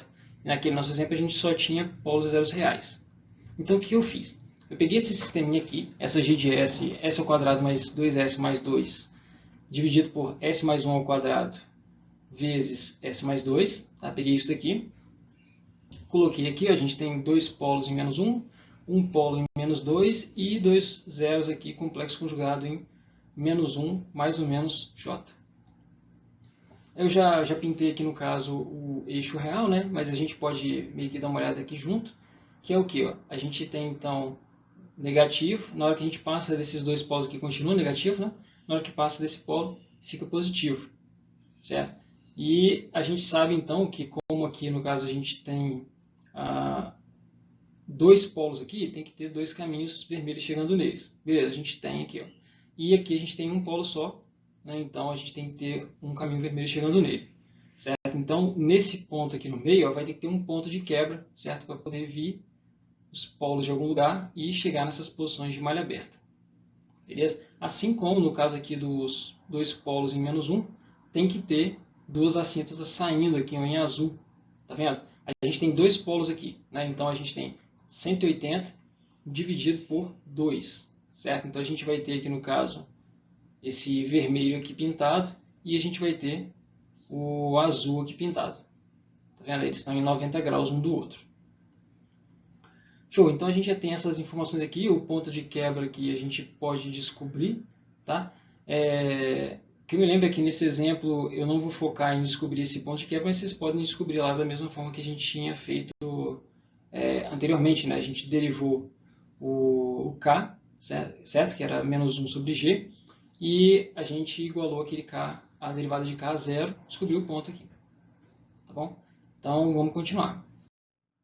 Para a gente poder fazer essa análise aqui, próxima dos caminhos aqui, como é que eles interagem aqui, como é que eles chegam e saem desses dois zeros complexos conjugados aqui, ó, porque, bom, você pode estar chutando, o caminho eu acho que vem aqui por baixo, aqui um zero, e sai um vermelho aqui por cima. Não sei, a gente vai descobrir pelos cálculos aqui. Então, primeiro, vamos fazer em cima desses dois polos aqui, ó, só para vocês poderem ter uma ideia, já que a gente já espera que esses caminhos saiam aqui com mais ou menos 90 graus, né, aqui no K positivo, e que eles cheguem aqui com K negativo de 0 ou 180 graus. Beleza? Então vamos fazer aqui, ó. O que a gente faz? A gente escolhe um ponto que está em volta desse polo aqui, ó. Um polo bem próximo, tá? Vamos supor que ele esteja aqui em cima, só que a gente não sabe exatamente o ângulo porque ele é um polo próximo, um ponto próximo, tá? Vamos botar ele, por exemplo, aqui, ó. Beleza? Então eu não sei exatamente qual é o ângulo de contribuição desses dois polos aqui, mas eu sei do resto. Beleza? E quais que são essas contribuições? Bom, primeiro, vamos lá. Esse zero aqui de cima, como ele está olhando aqui para baixo, ele tem uma contribuição de aproximadamente menos 90 graus. Já esse zero aqui de baixo, ó, ele está olhando para o ponto que está mais aqui para cima, né, que está praticamente em cima desses dois polos aqui, né, então ele está gerando uma contribuição de mais 90 graus. Anotei os dois aqui e se vocês perceberem, eles mesmos se cancelam, né, porque o ponto está no eixo real aqui praticamente, né. Já esses dois polos aqui, eu não sei exatamente onde esse ponto está, mas eu sei que ele está praticamente em cima do polo, certo? Então, o que acontece? eles vão dar um certo ângulo, e como os dois estão no mesmo lugar, eles vão dar o mesmo ângulo. Então, como são polos, menos duas vezes o ângulo que eles vão contribuir, que eu chamei de θ1. Então, menos 2 θ1. E aí, menos a contribuição desse último polo aqui, ó, que está olhando aqui para a direita. Então, ele está contribuindo com menos 0 graus. Certo? Olhando aqui para esse ponto que está praticamente em cima desses dois polos. Tá lá. Show! Se eu somar isso aqui tudo, vai dar menos 2 θ1. Então, eu sei que o ângulo aqui de contribuição, se o ponto estiver praticamente em cima desses dois polos aqui, é de menos 2 θ1. E aí, a gente usa aquelas equaçõezinhas que a gente já sabia, né? Que é o quê? A gente vai igualar aqui o nosso ângulo do G de S a mais ou menos 2α mais 1 vezes 180 graus quando K for positivo e a mais ou menos α 360 graus quando K for negativo. Então, igualando isso daqui, eu descubro que o θ1, por exemplo, é igual a o menos inverte aqui, vai dar menos mais, né? Mas não muda muita coisa para a gente. E o 180 vai estar dividido por 2. Então, eu sei que para K positivo, o θ1 é igual a isso daqui, 90 graus. Certo? Então, eu sei que, se eu botar o α igual a zero aqui, por exemplo, que os dois ângulos são de menos ou mais 90 graus, que é o que a gente já esperava. Já para o K negativo, a gente passa aqui dividindo, né? Vai ficar menos mais α 180 graus, que é basicamente o que a gente estava esperando. Né? Alfa igual a zero dá 0 graus e alfa igual a 1 dá 180. Beleza? Tá lá. Vamos fazer agora essa análise que a gente acabou de fazer, só que em cima desse zero aqui. Ó. Lembra? A gente só precisa fazer de um dos zeros porque a gente tem a simetria no eixo real. Então, tudo que acontecer aqui em cima vai ter que acontecer aqui embaixo. Beleza? Então, vamos lá. Ó. O ponto está aqui em volta aqui desse zero, só que em alguma posição aqui que não é exatamente em cima do zero. Beleza? E aí vai ficar assim. Ó. Se a gente considerar que o ponto está em cima desse zero aqui, mais ou menos, né?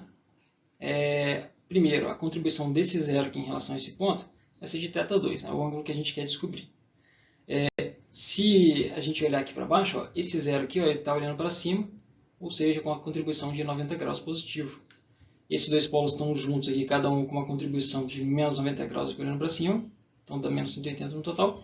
E esse cara aqui está com um ângulo de 45 em relação a esse zero, ou seja, ele dá uma contribuição de menos 45 graus. Então, mais tudo dá θ2 menos 135 graus. Certo? Isso aqui é o ângulo de G de S. Agora a gente iguala esse ângulo aqui a, no caso, se o K for menor do que zero, a gente iguala a mais ou menos α 360 graus. Certo? E a gente descobre que o θ2, né, se o α, por exemplo, for igual a zero, θ2 é 135 graus para o K negativo. E se a gente olhar aqui, ó, K negativo, 135 graus. Tá vendo? Tá aqui, ó. 135 graus. Certo? Já para o K positivo, a gente pode fazer a mesma conta.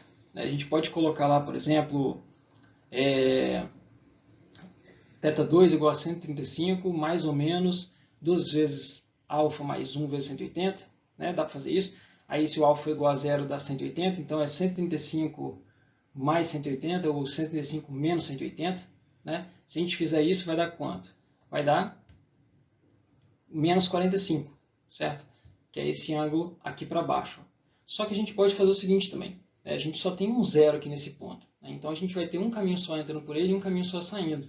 Se a gente usar aquela equaçãozinha lá de caminhos distribuídos em volta de cada um dos polos zeros, né? Por exemplo, em cima desse zero aqui, a gente tem 180 dividido por 1. Ou seja, um caminho vai estar do lado oposto do outro. Tá? Então, se a gente descobrir o negativo nesse caso aqui, a gente sabe que o positivo vai estar exatamente 180 graus defasado dele. Tá bom? Então, ó, a gente sabe que está chegando azul aqui com menos 45 e saindo vermelho com 135. Agora é só ligar os caminhos. Ah, professor, mas eu achava que o caminho ia fazer algo assim. Fazer isso aqui, meio que um S, uma barrigona, e depois descer aqui. Ó.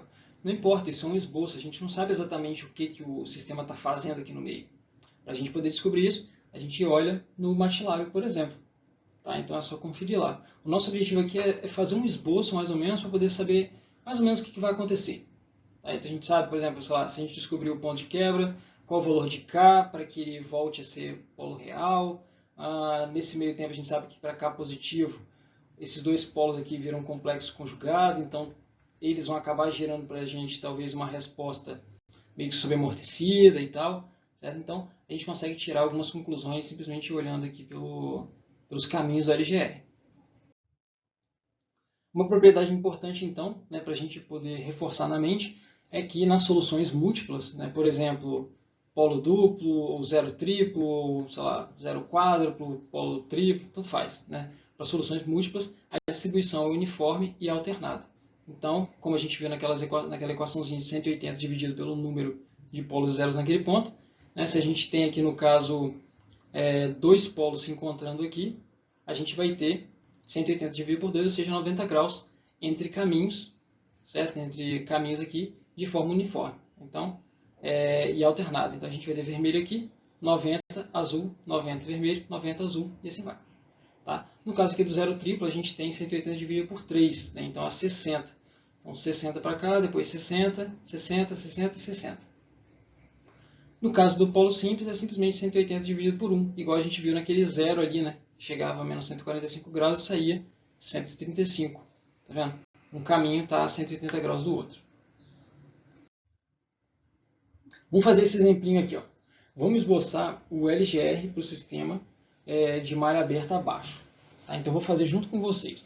A gente tem aqui, no caso, dois polos, aqui complexo conjugado em mais um, mais ou menos J, tá aqui, eles estão à direita, e a gente tem dois zeros aqui na esquerda. Tá vendo? A primeira coisa que a gente faz é pintar o eixo real. Certo? Então, eu vou pegar vermelho aqui e vou começar a pintar. Assim que aparecer algum polo ou zero aqui no eixo real, eu vou inverter a cor. Né? Só que nesse caso aqui, se vocês observarem, não tem. Então a gente tem esse pintado aqui, esse traçado de vermelho no eixo real todo. Bom, se tem eixo, se está pintado todo de vermelho, significa que para poder chegar nos polos, né, vai ter que ter um ponto de quebra em algum lugar, certo? Só que aí a segunda coisa que a gente tem que fazer é o cálculo das assíntotas. Então, quantos polos e quantos zeros a gente tem? Então, eu vou botar aqui, ó, polos menos zeros dá a quantidade de assíntotas. A gente tem dois polos menos dois zeros, a gente vai ter zero assíntotas. Uai! E o que é isso aqui no eixo real? Então, a gente vai acabar descobrindo que tem um lance meio interessante aqui, ó, certo?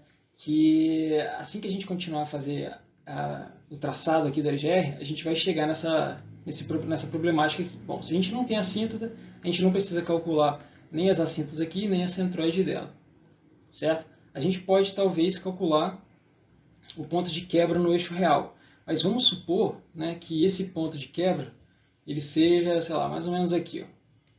Tá? Que é só vocês pegarem aqui e fazerem a derivada de menos 1 sobre isso daqui. Tá? Eu não quero fazer agora. Mas aí vocês vão descobrir esses dois pontos de quebra aqui. Ó. Beleza? Então, descobertos os dois pontos de quebra. Na verdade, vão dar 4 pontos de quebra, sendo que 2 vão dar aqui na esquerda, nessa bolinha da esquerda, e 2 vão dar na direita. Ok. Certo? Então, eu estou supondo que vai sair, eu acho, alguma coisa aqui 90 graus vindo para cá e 90 graus aqui vindo para cá. No caso dos polos aqui, mesma coisa, né? Nesse sentido aqui, 90 graus vindo para cá e 90 graus vindo para cá. Bom, eu acho que dá para perceber mais ou menos o que deve estar acontecendo, né? Então, como a gente tem dois zeros e dois polos, os polos vão ter que ter saído dos zeros, né? Então, eles devem sair do zero, vir para cá, e um deles deve vir para cá, e o outro ir para a esquerda, né? Que está vindo esse zero daqui de baixo. E aí vem para cá, os dois se encontram aqui, um sobe e o outro desce.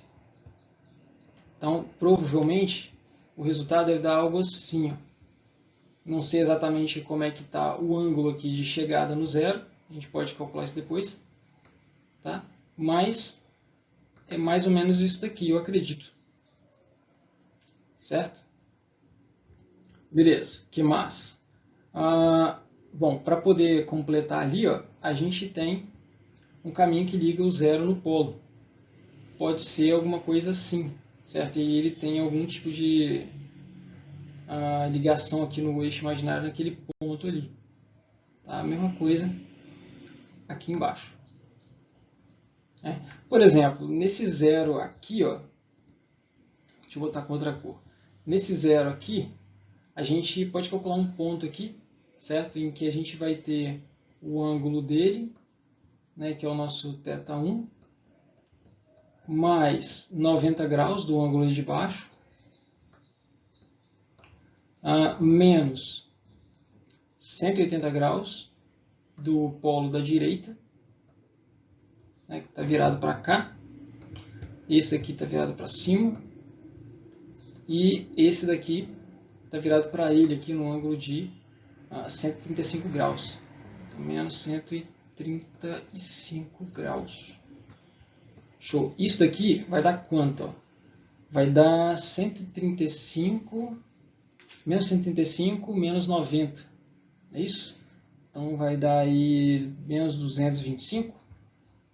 Então, θ1 menos 225. Certo? E aí, se a gente igualar isso, por exemplo,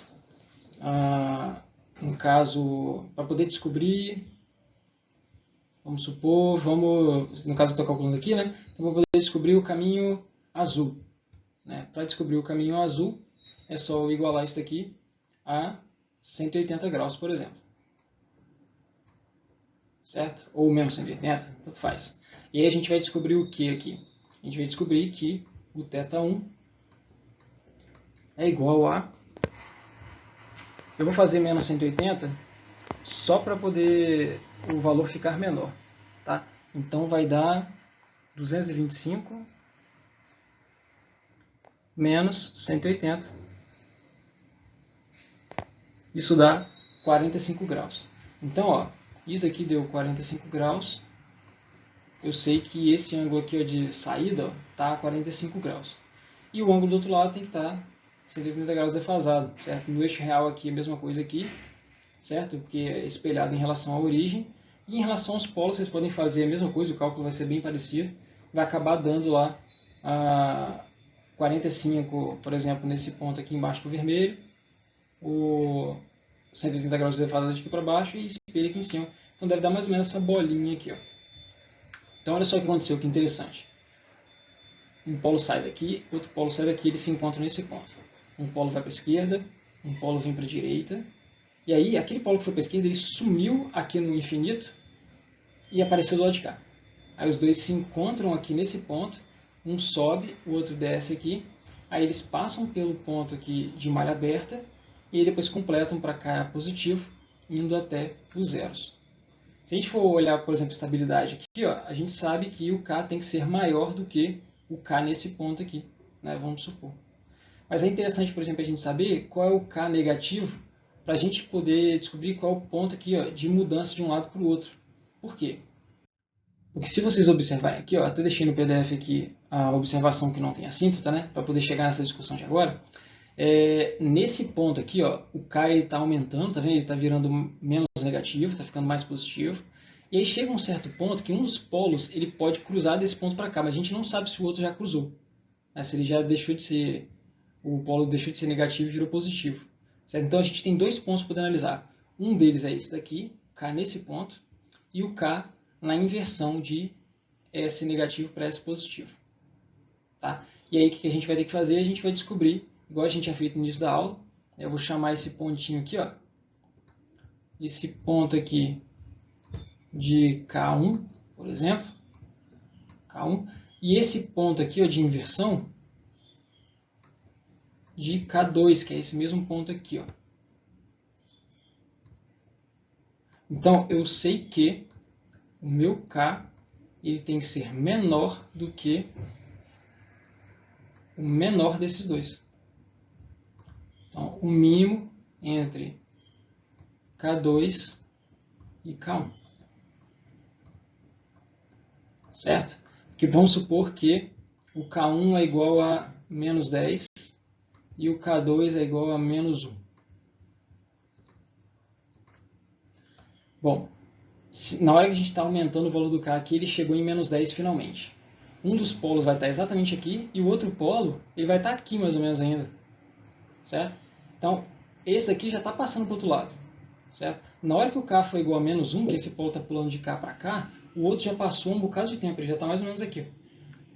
Entenderam? Então, para esse caso aqui, como a gente está vendo valores negativos, a gente percebeu que o K tem que ser menor do que o mínimo entre esses dois aqui. Como que a gente faz para poder descobrir esse valor de K? Simples. A gente vai pegar o denominador de malha fechada, né, nosso polinômio característico, está aqui, ó, e a gente vai igualar ele a zero. Na hora que a gente faz isso, a gente está tentando descobrir a posição dos polos.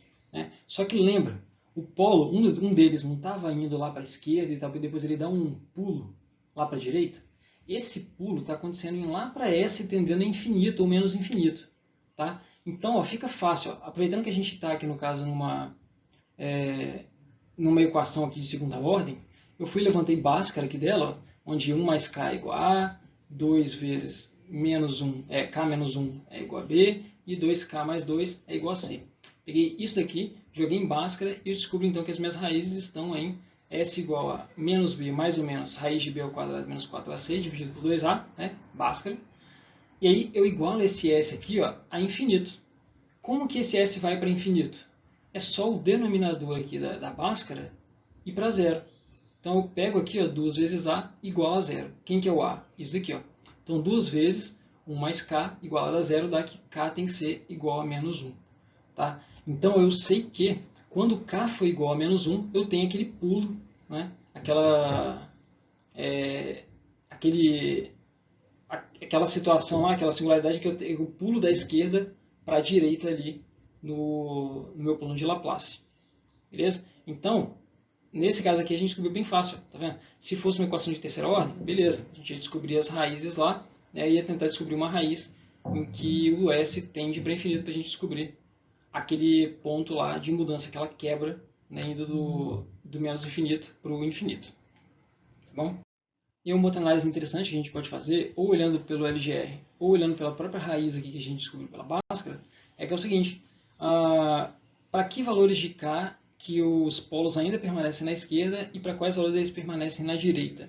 Né? Então a gente observa lá que a gente está pegando um ponto em que o K está bem próximo de menos 1. Certo? Então ó, a gente observa, por exemplo, pela direita, né, com K lá tendendo a menos 0,1 monte de 9, né? E pela esquerda com K tendendo a menos 1, os montes zeros e 1. Certo? Então um K um pouco mais negativo do que menos 1 e um K um pouco mais positivo do que menos 1. Certo? Está aqui, ó. E aí, o que acontece com o polo, né? Para que lado que ele está? É só a gente observar aqui. Ó.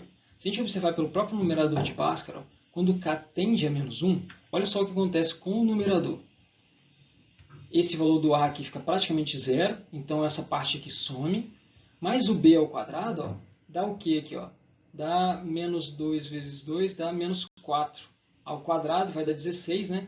Então a gente vai tirar uma raiz aqui, vai dar um valor aqui, no caso, mais ou menos 4.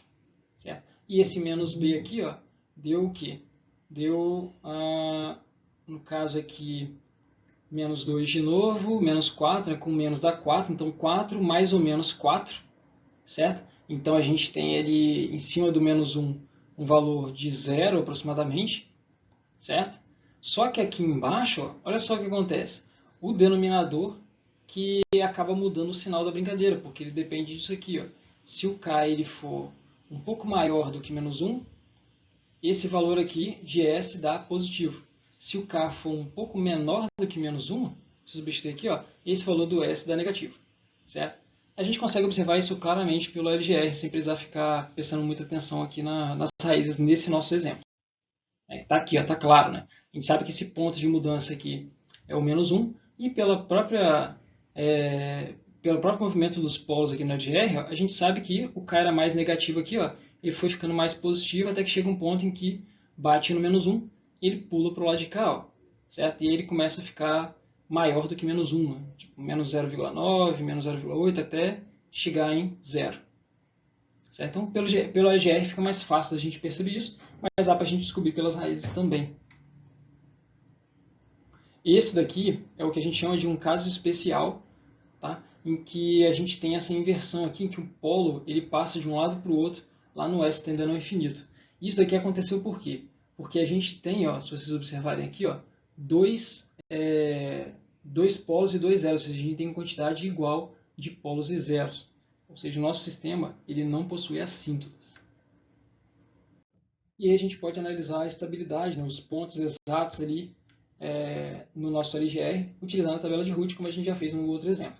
Certo? Então a gente tem esse sistema aqui e eu quero descobrir, por exemplo, esse ponto aqui, ó, em que o K precisa ser maior do que ele para que o sistema seja estável, né?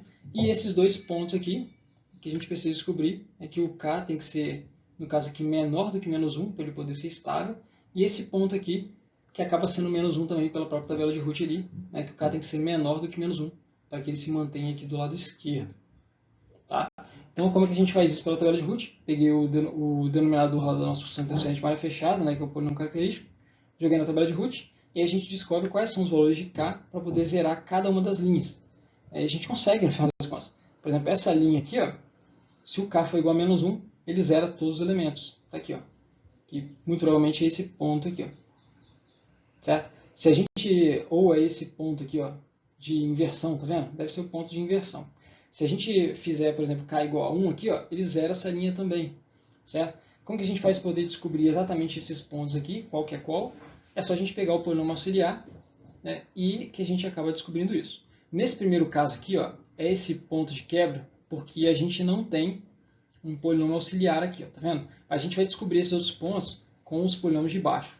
Beleza? E essa última linha aqui, a gente consegue zerar ela com K igual a menos 1. Então, ó, eu vou pegar aqui para linha 2, e eu já sei que o K é igual a 1, né? Eu vou usar o polinômio de cima, que vai ficar então 2s ao quadrado mais K é igual a 1, então vai dar mais 4, isso é igual a 0. Então, o s ao quadrado vai dar igual a menos 2, s é igual a mais ou menos j raiz de 2. Ou seja, esse carinha aí, ó, do K igual a 1, né, é esse ponto aqui e esse ponto aqui. Ó. Como que eu sei isso? O K é positivo, né, então a gente já sabia que era nesse caminho. E aí a gente ainda descobriu que o valor do S é mais ou menos J raiz de 2, está batendo ali com o nosso desenho. Certo? E o outro valor, né, é só a gente pegar a segunda ali, o S elevado a 1, né, e colocar K igual a menos 1, para a gente poder fazer polinômio auxiliar dessa última linha, certo? Então é só a gente fazer ali, vai dar menos 2 vezes, no caso ali, menos 2 vezes 2, desculpa, certo? Isso é vezes S, e isso é igual a 0. De onde que eu tirei isso? Aqui, ó, 2 vezes K igual a menos 1, né? Então vai dar menos 2 aqui dentro, então menos 2 vezes 2 vezes S. Aqui não tem nada, então isso é igual a 0. A gente descobre que o S é igual a 0, ou seja, é esse ponto aqui. Ó. Então, esse ponto aqui é para K igual a menos 1, esse ponto de inversão aqui é para K igual a menos 1, e esses dois pontos aqui, que são pontos imaginários, é para o K igual a 1. Certo? Eu coloquei aqui também as equações para vocês poderem seguir do jeito que a gente está fazendo aqui, tá? Nos próprios slides. E então, se eu colocar isso aqui já no nosso LGR e for escrever então a nossa faixa de estabilidade, né? O K ele precisa ser menor do que menos 1, para ele poder os polos estarem desse lado aqui, e ele precisa, ou então, né, ele pode ser K maior do que 1, para que ele esteja nessa região aqui, ó, com os dois polos também à esquerda. Tá? Então ele pode ser ou isso daqui, que não vai ter problema que os polos vão estar à esquerda. Vamos fazer um exemplinho agora com outro sistema aleatório aqui. Certo? Exemplo 1. Pausa o vídeo logo depois que eu explicar isso aqui, para você tentar fazer e depois você comparar com a solução que eu vou mostrar para vocês. Beleza? Então, qual é o exemplo aqui? Esboce o LGR para esse sistema de malha aberta abaixo e descubra a faixa de estabilidade para os valores de K. Então, a nossa função de malha fechada vai ser K vezes isso daqui, dividido por 1 mais K vezes isso daqui. Olha lá, pausa agora, que já eu vou dar a solução. Como fica a solução então? A gente pode pintar rapidamente o eixo real aqui, que aí a gente já parte para a solução que eu deixei no slide. Ó. Como é que fica o eixo real aqui? Ó? A gente tem um polo aqui, outro aqui, um zero no meio do caminho e dois complexos conjugados. Então a gente pintando aqui, ó, negativo, aí vira positivo, positivo e negativo. Certo? Beleza. Então pintou o eixo real e deixou a setinha certinha. Ó. Tem um polo que vem lá do menos infinito, chega aqui, passa pela posição de malha aberta e depois vai para o zero. Né? Tem um que sai desse zero, vem para cá, né? E depois vai para o infinito de alguma forma, certo? Aqui a gente tem um caminho fechado que é do menos infinito até o zero, tá vendo? Só que a gente não tem isso, não tem um zero para cada polo no sistema. A gente tem quantos polos aqui? 1, 2, 3, 4, 5. E um zero só. Ou seja, a gente vai ter que ter 4 assíntotas no total. Né? Como que a gente calcula essas assíntotas então? Depois pintado o eixo real, a gente vai para as assíntotas. Né? Então a primeira coisa que a gente faz é calcular os ângulos delas. Para o K positivo, a gente faz o que? A gente vai fazer o ângulo, vai ser igual a valores ímpares aqui de múltiplos de 180 dividido pelo número de assíntotas, que é 4. Então a gente tem múltiplos ímpares aqui de 45. Né? Eu posso aproveitar o mais e o menos dele aqui, que aí fica mais fácil. Né? Eu calculei aqui, substituí alfa por 0 e por 1, e eu descobri os ângulos de menos 45, 45, menos 135 e 135 para o K maior que 0. Já no caso aqui para o K menor que 0, eu faço então o ângulo igual a alfa 360 dividido por 4. Então, substituindo o alfa aqui por 0, 1, 2 e assim vai, eu descobri os valores de assíntota em 0, 90, 180, 270. A gente de cara já consegue ver isso aqui, ó, que a gente tem a assíntota de 180 e a de 0 aqui. Ó. Vai faltar a de 90 e a de 270. Certo? No caso aqui do positivo, a gente vai ter a de 45, menos 45, 135 e menos 135. O que falta para a gente poder definir as informações sobre a assíntota é calcular a centroide. Certo? E aí a centroide a gente faz somando a posição dos polos e subtraindo as dos zeros. Né? E se vocês perceberem aqui, a gente tem 0, menos 1, menos 3, menos 2. Né? E aí como é que a gente faz para poder somar o dos polos aqui? Ó? Eles são polos complexos conjugados. Né? Percebe que só tem a parte real deles aqui? Por quê? Porque a parte conjugada deles se cancela. Certo? A gente tem tipo, um mais 2j aqui e um menos 2j aqui, os dois vão embora. Tá? Então, o que a gente acaba fazendo é sempre olhando só a parte real por causa disso, porque a parte complexa deles se cancela. Tá bom? Então, agora que a gente definiu as assíntotas, a gente vai ver o ponto de quebra, certo? E como vocês podem perceber, ó, aqui a gente tem um caminho direto só com uma setinha, outra só com uma setinha, outra só com uma setinha. Aqui a gente tem duas, porque tem dois polos, um na frente do outro. Então vai ter que ter um ponto de quebra aqui no meio do caminho, e aqui só tem uma setinha. Então vai ter um ponto de quebra aqui, e aí as assíntotas que fazem, talvez isso aqui, deve formar um caminho. Né? Vamos analisar. Então ficou assim, ó. Peguei aqui a centroide, né? Desenhei as assíntotas aqui. Ó. A gente tem essas duas aqui, que é de 45 e menos 45, e as outras que estão a 90 graus entre elas aqui. Ó. Certo? Botei então as assíntotas desenhadinhas aqui. Né? Essas outras duas aqui estão chegando, certo? Porque são as negativas indo aqui para os polos.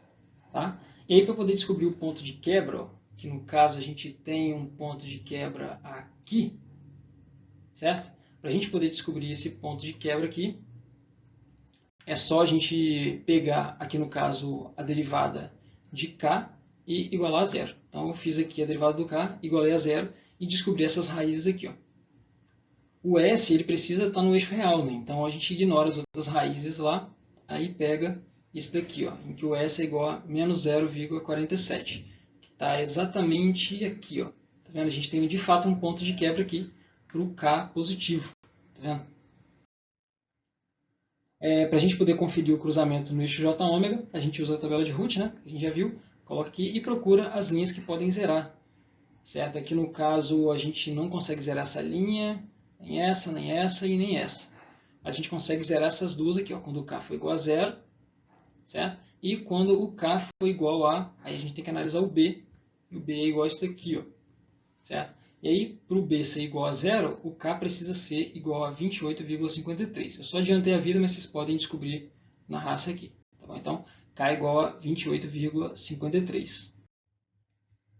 Para o k igual a 28,53, se eu usar o polinômio auxiliar aqui de cima, tá, eu vou descobrir que o s é igual a mais ou menos j 1,45.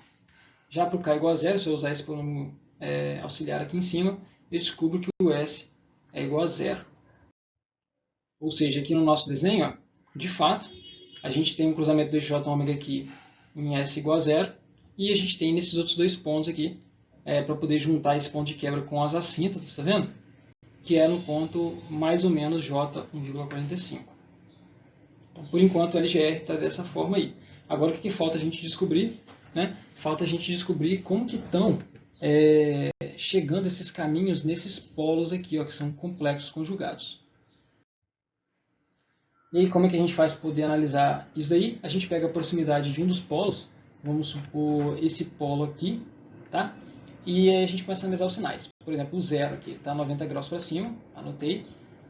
Esse polo aqui, ele está a menos 135, né? Porque na verdade é 135, só que como é um polo negativo. Esse daqui, ele está a 117, então menos 117. Esse aqui está a menos 90. O desse polo aqui é o próprio ângulo que a gente está querendo descobrir, certo? Então, menos θ. E esse outro polo aqui, ele está a 63,4, então menos 63,4. Somando isso tudo aqui, a gente vai ter menos θ, menos 315 graus. Tá? Isso aqui, então, é analisando esse pontinho aqui. Ó.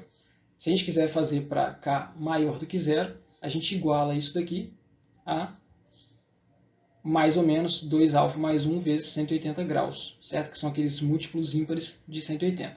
E aí a gente descobre que o θ tem que ser igual a menos 135 graus. Então, tá aqui, ó, menos 135 graus, esse aqui é o caminho positivo.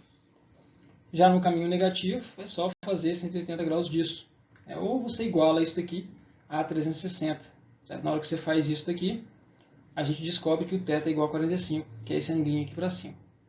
Ok? Tranquilo, né? Então, a gente sabe que vai vir um caminho rosa aqui, ou vermelho, sei lá, laranja, vindo aqui, chegando aqui pelo 45, e vai ter um azul saindo dele aqui a menos 135 graus e vindo para cá. Vai ficar mais ou menos assim. Claro, como eu falei, isso aqui é um esboço, tá, gente? Então, pode ser que esse caminho aqui faça uma doideira aqui para baixo e depois suba de novo? Pode. Essa parte do meio aqui a gente não sabe como é que ele está agindo. É só para a gente poder ter uma ideia mais ou menos. Mas aí, se você quiser testar no MATLAB, eu deixei aqui até os comandos aqui para vocês. Ó. O G vai ser 0 polo ganho, né? Aí o 0 está em menos 2, os polos estão em 0, menos 1, menos 2 mais ou menos J, 2J, né?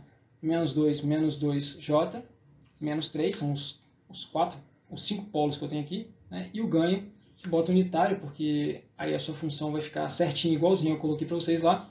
E aí isso aqui vai ser a variação de ganho que vai mostrar no R locus de G menos G. Tá? Isso daqui, ó, como a gente não adicionou nada no sistema, só alterou o ganho K, isso aqui é como se fosse para a gente um projeto de controlador do tipo P, tá? Em que a gente controla o valor do ganho Kp para que o sistema seja estável. E a gente escolhe algum valor dele para ficar dentro das especificações do projeto. Ok? E aí, se vocês olharem a faixa de estabilidade, o K precisa estar entre 0, né, porque senão ele entra nesse ponto que está negativo aqui completamente na direita. Tá? Então ele tem que ser maior do que 0, mas ele também tem que ser menor do que o K nesse ponto aqui, ó, que é 28,53. Então essa aqui é a faixa de estabilidade para esse sistema aqui. Vocês percebem que esses dois polos aqui, ó, eles estão até bem próximos aqui da origem. Tá vendo? Eles estão bem lentinhos aqui. Ó. Agora eu vou deixar alguns exemplinhos para vocês poderem fazer. É bem simples, vocês vão utilizar esse tempinho aí de resto para poder fazer o esboço da LGR, desses exemplos que eu vou deixar. E aí vocês vão comparar com o resultado que está no MATLAB, para vocês poderem tirar as dúvidas se vocês acertaram ou não. Então o exemplo 2 é o quê? Esboce o LGR para o sistema de malha aberta abaixo e descubra a faixa de estabilidade para os valores de K. Aqui no caso a gente não tem nenhum zero, né? Só tem no caso um polo à esquerda e um polo à direita. No exemplo 3, a gente quer esboçar de novo o LGR para o sistema de malha aberta abaixo, né, e descobrir a faixa de estabilidade para os valores de K. Se vocês perceberem, é o mesmo sistema anterior, só que agora a gente adicionou, além do ganho K, né, a gente adicionou um zero. A gente adicionou um zero lá em S igual a menos 3. Tá? Então, esse caso aí é uma tentativa de estabilização do sistema anterior com um zero e menos 3. Né, seria basicamente como se fosse um projeto de PD para a gente. Outro exercício que eu acho interessante que tem no livro do NIS, né, para vocês poderem testar, são os exercícios 8.5 e 8.7 que estão durante a matéria, tá? Não são os problemas lá do final. São exercícios que estão durante lá os exemplos. Beleza? 8.5 e 8.7. Beleza? Se você quiser estudar mais coisas, é só você criar um sistema e tentar esboçar o LGR também.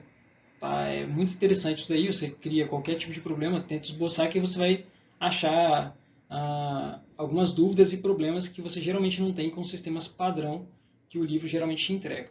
Tá bom? E aí você pode conferir o resultado ou comigo ou com o auxílio do MATLAB. E aí, para finalizar a aula, eu deixei um quadro de resumo aqui para a gente, tá? Com esse passo a passo do que a gente deve fazer e com as propriedades e regrinhas do LGR. Beleza? Então, como que a gente vai poder esboçar movimentação dos polos e efeito do movimento. Então, ó, propriedades estão aqui, tá? Eu deixei elas em resumo, condição de módulo e de ângulo. A regra no esboço do LGR está aqui também. Tá? Então, eixo real, comportamento assintótico, pontos de quebra, cruzamento do eixo de ômega e ângulos de chegada e saída no polos e zeros. Tá? Lembrando que isso daqui, ó, a parte do ângulos de chegada e saída, né, e outros ângulos aqui, ó, essas equações aqui saíram dessa condição de ângulo aqui. Aqui, ó, eu trouxe aquele exemplinho, agora que vocês têm um pouco mais de noção do que está acontecendo, né? Eu trouxe ele de novo aqui, né, em que a gente tem lá pintado aqui o LGR, a gente tem um polo em malha aberta aqui, outro aqui, e outros dois aqui, complexo conjugado, e a gente tem um zero aqui no meio. Tá vendo? A equação está aqui, ó. Aí no eixo real aqui é negativo, positivo, positivo. Aqui no caso a gente tem 1, 2, 3, 4 polos, então menos 1 tem 3 assíntotas, certo? 3 assíntotas para cada negócio, ganho negativo e ganho positivo. Então a gente vai ter essa assíntota negativa, essa, e para o positivo a gente vai ter essa assíntota, essa e essa. Certo? Um dos polos, ó, vocês perceberem que está saindo de um zero, vai passar pelo polo de malha aberta, vem aqui, depois vai para o positivo, né? Para o K igual a infinito. Um outro polo está vindo aqui, do menos infinito aqui, ó. Ele vai vir aqui, vai passar pelo polo de malha aberta e vai chegar nesse zero aqui do meio. Os outros dois polos, eles vêm da assíntota negativa aqui, e depois vão para a assíntota positiva. Certo? E aí, na hora que passa por esse ponto aqui, ó, que é um K igual, vamos ver se a gente consegue pegar. K igual a, mais ou menos, menos 10, alguma coisa assim. Certo? Que é onde ele estabiliza de novo. E aí a planta fica estabilizada, só que na hora que chega aqui, ó, nesse ponto aqui, ó, com K mais ou menos igual a 75, 80, sei lá, ele instabiliza de novo, porque os polos aqui complexos conjugados foram para a direita. Essa movimentação dos polos, você pode meio que controlar esse efeito no caso de sistemas de segunda ordem com essas três regrinhas aqui, ó, que o livro mostra. Tá? Lembre-se que o legal é vocês colocarem o LGR, tentarem seguir mais ou menos aqui esse tipo de pensamento, já que a gente geralmente faz a resposta ficar subamortecida, certo? E tentar aplicar no nosso sistema olhando sempre a resposta ao degrau, alterando aqui. Né? Aqui do lado, né? A gente fica mexendo no LGR e fica vendo o que está acontecendo na resposta do degrau. No caso do livro, ele fica sempre focado em aproximar as respostas em respostas de segunda ordem. Nem sempre isso é interessante para a gente, porque nem sempre bate. Aí a gente acaba ficando muito longe do que a gente tinha calculado. Então, eu prefiro que vocês fiquem mexendo no LGR, meio que seguindo o que pode acontecer mais ou menos aqui, olhando para esses efeitos de movimentação dos polos, tá? Mas sempre conferindo com a resposta do degrau para ver o que está acontecendo de fato. Beleza? Mas, bom, se for um sistema de segunda ordem ou se for próximo disso, olha só o que acontece. O tempo de pico ele é inversamente proporcional ao ômega d. Então, se você ficar aumentando o ômega d aqui, ó, ou seja, jogando aqui os polos complexos para longe do eixo real, olha só o que vai acontecer aqui. Ó. No primeiro caso, que ele está próximo do eixo real, é essa curva aqui, ó, bem lentona, tá vendo? Só que chega um momento, lá no ponto 3 aqui, ó, que ele ficou bem rápido. Por quê? Porque o tempo de pico ele é inversamente proporcional ao ômega d. Se o ômega d aumenta, o tempo de pico diminui, a resposta fica mais rápida. Certo? A envoltória aqui, ó, nesse caso, é a mesma. Por quê? Porque a envoltória ela depende da posição a posição aqui no eixo real. Tá? Então, se os polos continuam na mesma posição do eixo real, mas aumentam aqui, no caso, a posição do eixo imaginário, então a envoltória acaba continuando sendo a mesma, certo? O que aumenta aqui, no caso, é essa frequência aqui, ó, de oscilação, fazendo com que o tempo de pico, aqui no caso a resposta, fique mais rápida. Chegando aqui para a esquerda, tá vendo? TS aqui, então, no caso, que é o que meio que está mais envolvido, mais próximo aqui, vou estar assim, mais ligado com a envoltória, né? É que ele depende aqui, no caso, da parte real e não da parte imaginária, certo? No caso aqui do sistema de segunda ordem. Então, o que acontece aqui, ó? se você fica aumentando aqui, no caso diminuindo, né, o S aqui, né, você fica jogando o sigma aqui para a esquerda, o que acontece? A resposta fica mais rápida. Né? Só que, se vocês perceberem, ó, ela fica mais rápida de estabilizar. A envoltória, ela muda, tá vendo? Essa envoltória aqui, ó, ela acaba fazendo com que o polo ele amorteça mais rápido o sistema. Só que a frequência do sistema continua a mesma, porque o ômega d ele não se alterou. Tá? Porque o TS ele depende exclusivamente aqui do valor real dos nossos polos complexos. Tá? E no caso aqui do sobressinal, ó, se vocês perceberem, ó, se vocês mexerem lá naquela curva de zeta constante, né, que é o que a gente consegue ver lá no R-locus, lá no grid dele, se vocês mexerem com os polos em cima daquilo, o zeta vai ser constante, ou seja, o sobressinal vai ser constante, porque o sobressinal depende exclusivamente do zeta. Então, ó, a sua curva, já que os polos estão indo para a esquerda aqui, ó, olha só o que aconteceu com ele. A curva ficou mais rápida, né? Porque o polo está indo para a esquerda, o polo está ficando mais rápido.